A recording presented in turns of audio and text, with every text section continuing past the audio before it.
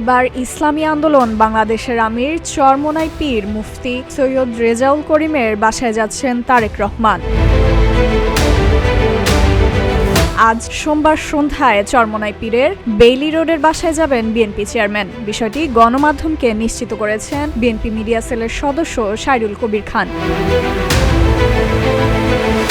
ত্রয়োদশ জাতীয় সংসদ নির্বাচনে 209 আসনে বড় জয় পেয়েছে তারেক রহমান নেতৃত্বাধীন বিএনপি। তবে চরমোনাই পীর নিজে পরাজিত হলেও প্রথমবারের মতো বিজয়ী হয়ে সংসদে যাচ্ছেন বরগুনা 1 আসনে তার দলের প্রার্থী মোহাম্মদ অলিউল্লাহ।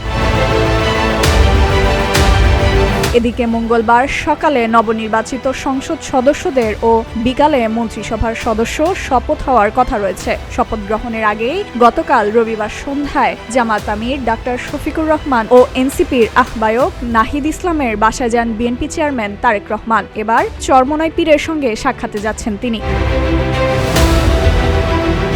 ফাইজা মেহরি নরিন, প্রতিদিনের বাংলাদেশ।